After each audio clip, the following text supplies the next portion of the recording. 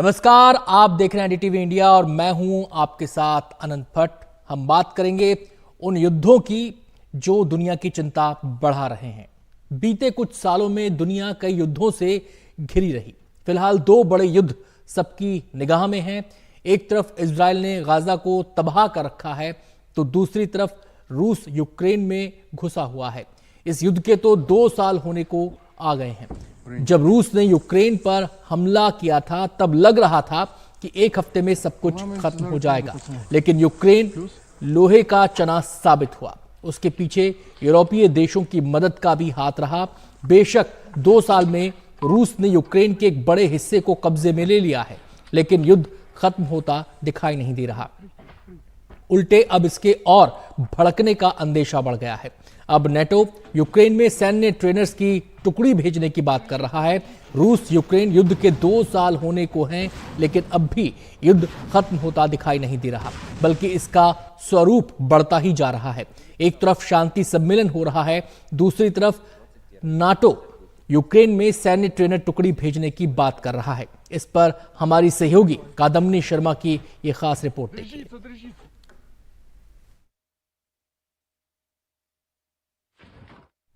15-16 जून को स्विट्जरलैंड में piece summit होना है ताकि रूस यूक्रेन युद्ध रुके और शांति आए। भारत इसमें शिरकत करेगा या नहीं ये अभी साफ नहीं है, लेकिन स्विस फॉरेन सेक्रेटरी यहां पर भारत को कन्विंस करने के लिए हैं कि उच्चतम स्तर पर इसमें भारत को शामिल होना चाहिए, क्योंकि भारत रूस से भी बात कर सकता है और यूक्रेन से भी। लेकिन इस सब के बीच बहुत कुछ हो रहा है। पिछले कुछ दिनों में थोड़ा थोड़ा करके रूस लगातार यूक्रेन के नॉर्थ ईस्ट में आगे बढ़ रहा है, गांवों और बस्तियों पर कब्जा कर रहा है। 2 साल की इस लड़ाई में एक बार फिर से यूक्रेन मुश्किल में नजर आ रहा है। ऐसे हालात में अब नेटो ने यह कहा है कि वो मिलिट्री ट्रेनर को यूक्रेन भेजने पर विचार कर रहे हैं।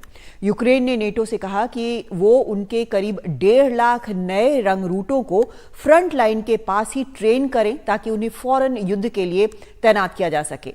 अगर ऐसा होता है तो ये सीधा अमेरिका और यूरोप को रूस के सामने खड़ा कर देगा। अब तक अमेरिका का यह साफ स्टैंड रहा है कि वो अपनी सेना को यूक्रेन नहीं भेजेंगे। नेटो सहयोगियों को भी ऐसा करने से साफ मना किया है, लेकिन नेटो की एक प्रेस ब्रीफिंग में general Charles brown, chairman of the joint chiefs of staff, ने यह कहा है अब कि यूक्रेन की सेना को ट्रेन करने के लिए ट्रेनर्स भेजने के अलावा अब कोई रास्ता नजर नहीं आता है, भेजना ही पड़ेगा। लेकिन इसमें एक बड़ी समस्या इस ट्रेनर टुकड़ी की सुरक्षा भी है। क्या एयर डिफेंस जो नेटो कर सकता है या बाकी कर रहे हैं, इन ट्रेनर्स की सुरक्षा में लगाए जाएंगे, या युद्ध क्षेत्र के करीब यूक्रेन के जो अहम इंफ्रास्ट्रक्चर हैं उनकी सुरक्षा वो करेंगे? और तो और, अगर रूस नेटो के ट्रेनर्स पर हमला करता है तो नेटो के नियमों की प्रतिबद्धता के कारण अमेरिका सीधे रूस के खिलाफ युद्ध में उतरेगा, उसे उतरना पड़ेगा। ये पूरी दुनिया के लिए एक भयावह स्थिति होगी। वैसे यूक्रेन को ताजा नुकसान खार्किव में है। रूसी सेना के जबरदस्त हमले के कारण यूक्रेन ने अपनी सेना पीछे हटाई है। यूक्रेन के राष्ट्रपति वोलोडिमायर ज़ेलेंस्की ने सभी विदेशी दौरे रद्द कर दिए हैं। अमेरिका ने सहायता देने में कई महीनों की देरी कर दी। गोली बारूद की कमी लगातार हो रही है। हताहत सैनिकों की संख्या लगातार बढ़ रही है। न्यूयॉर्क टाइम्स को खार्किव के किसी बंकर से दिए एक इंटरव्यू में यूक्रेन की मिलिट्री एजेंसी के प्रमुख जनरल कार्लो बुडानोव ने कहा कि नॉर्थ ईस्ट में और सैनिक लगा पाना मुश्किल है, और ये हालात अब नेटो और अमेरिका को रूस से सीधे युद्ध के या तो बेहद करीब ला रहे हैं या नेटो पर मतभेद हो सकते हैं। मतभेद की वजह युद्ध के कारण यूरोप और अमेरिका में जबरदस्त आर्थिक दबाव और सामने खड़े चुनाव वजह हो सकते हैं। वैसे आपको बता दें कि रूस यूक्रेन के बीच शांति स्थापित करने की कोशिशें भी चल रही हैं। अलग अलग देशों के लोग शांति की अपील कर चुके हैं। खुद प्रधानमंत्री ने पुतिन और ज़ेलेंस्की दोनों से अलग अलग अवसरों पर बात की और शांति को इकलौता रास्ता बताया। अगले महीने स्विट्जरलैंड में इस मुद्दे पर बाकायदा एक सम्मेलन होने जा रहा है। स्विट्जरलैंड चाहता है कि भारत भी इस सम्मेलन में शामिल हो। उसके प्रतिनिधि भारत आकर बात कर रहे हैं। इन सबके बीच हमारी सहयोगी कादम्बिनी शर्मा ने स्विट्जरलैंड के विदेश मंत्री अलेक्जेंडर फजील से बातचीत की। I had a very good conversation with my counterpart, Secretary Kapoor. For me, it was very important that I can meet him, touch base with him, and go through the motions as far as this peace conference is concerned. Where are we coming from? What are the objectives? What is the expected contribution of India? And to reiterate the invitation that has been pronounced to 160 countries and India, of course, on the head of state, head of government level. We do indeed. It is very important that India is there and can contribute, and there is a double expectation, I should say. One is an expectation of the international community, because India is a friend of everybody, is a friend of the world. India is a leader of the global south. India is in diplomatic terms a country that has huge clout and expertise. So that is the international expectation. And us as bilateral friends, we have just celebrated the 75th anniversary of our friendship treaty. We really feel that we need India with all its quality and wisdom at our side in this process. The agenda and the objective. It is not to be expected that this conference will produce peace and that there will be a peace agreement signed or so. We have to think of it in terms of process, that it is a long way towards a negotiated settlement. It is a long way to go towards peace. But what we need to do now is to produce a shared sense of purpose, a converging idea of what the framework of such a process would be and what the roadmap towards the participation of all the antagonists is. हालांकि भारत ने अभी फैसला नहीं किया है कि वो इस सम्मेलन में हिस्सा लेगा या नहीं। आज भारतीय विदेश मंत्रालय ने कहा कि इस पर बाद में विचार किया जाएगा। Today the Swiss Foreign Secretary is in Delhi. He had conversation with Secretary West. As we had said this earlier as well, we have received invitation from the Swiss side. We are yet to decide on our participation. और अब बात करेंगे Hamas Israel युद्ध की।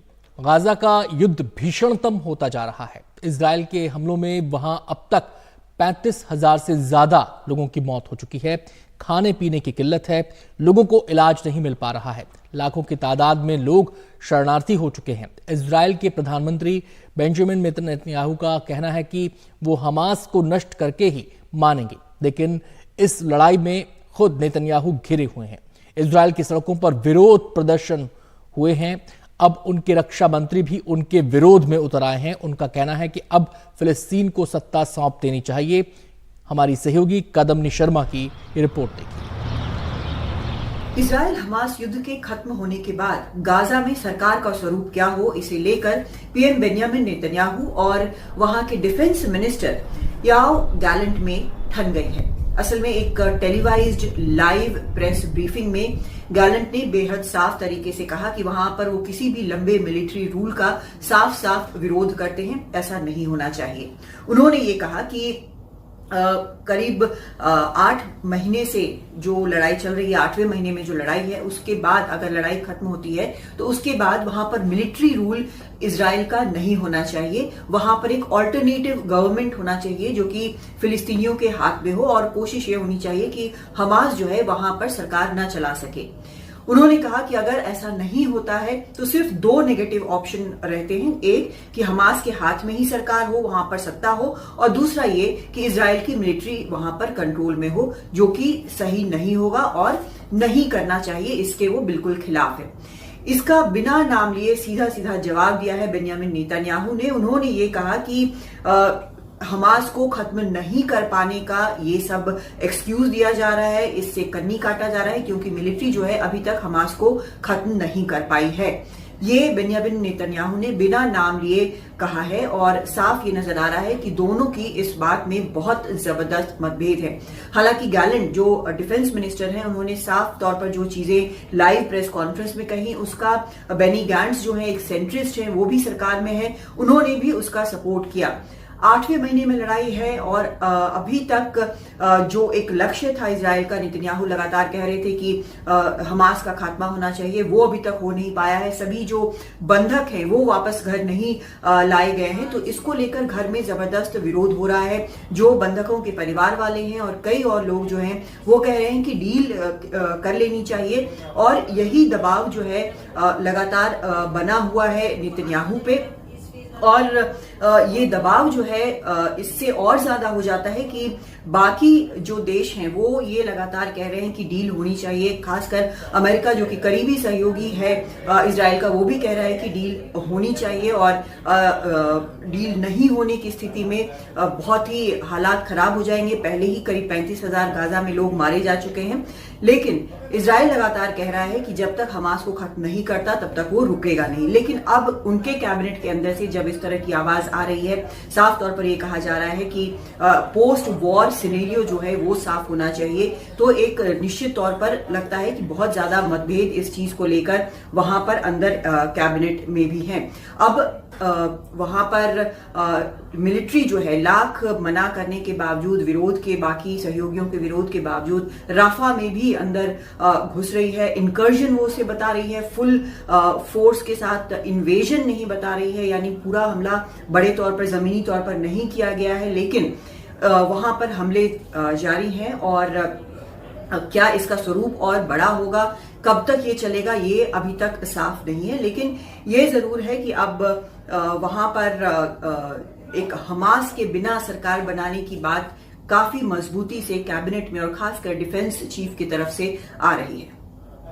वो बिल्कुल इस बात के लिए तैयार नहीं है कि वहां पर एक लंबा मिलिट्री रूल होना चाहिए, क्योंकि भले ही ना बोला जाए लेकिन वो एक तरह से फिर से ऑक्यूपेशन होगा और कब्जे वाली वहां पे बात होगी, जिसको लेकर काफी बातें उठी हैं। दिल्ली से कादम्बिनी शर्मा, एनडीटीवी इंडिया।